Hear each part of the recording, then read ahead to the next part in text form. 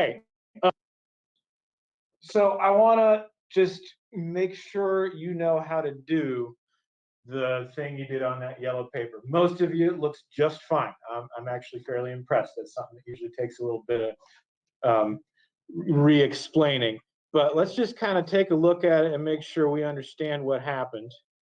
Is it this one? Yeah.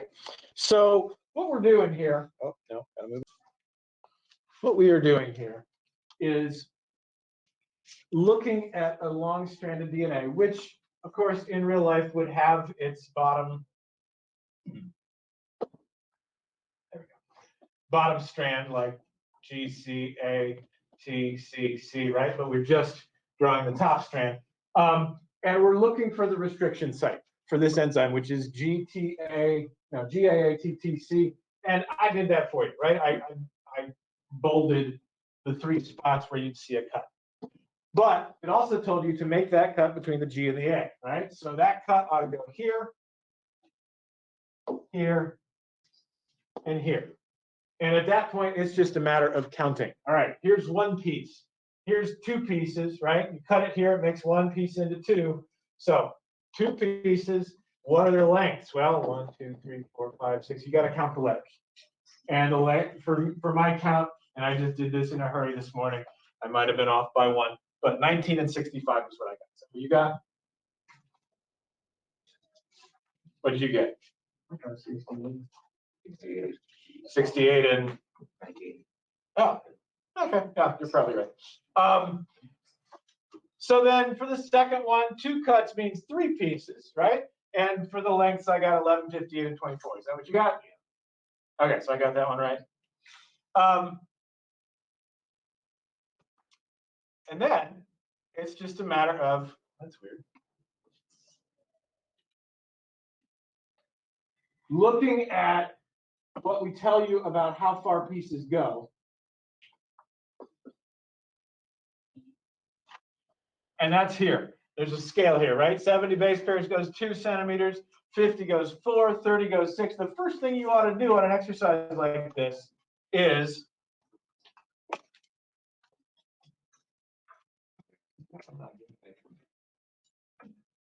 make yourself a scale.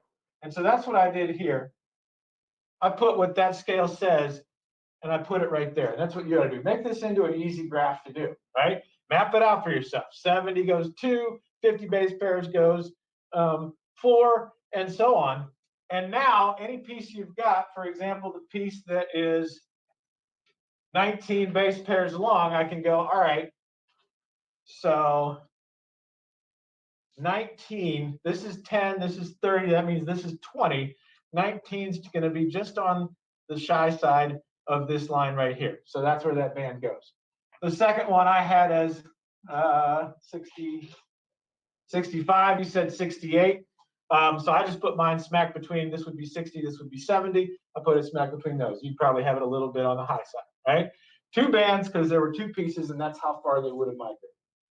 Does that make sense? Then for the other one, it was 3 bands, and they were 11, 58, and 24.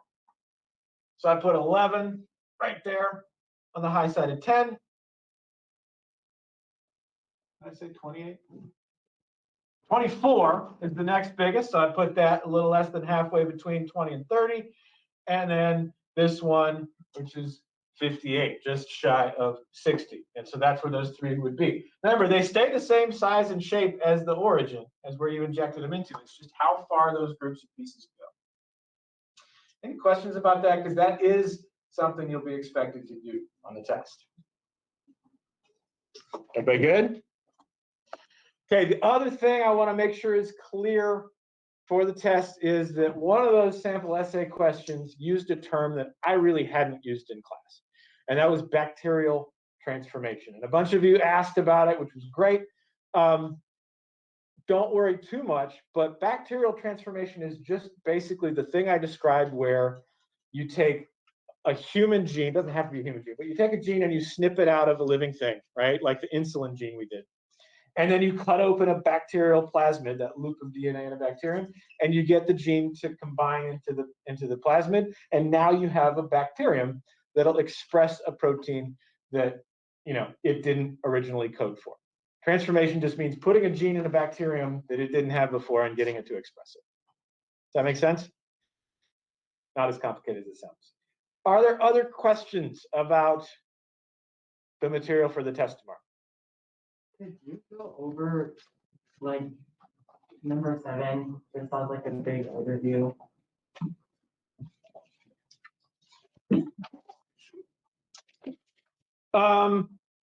Yeah, so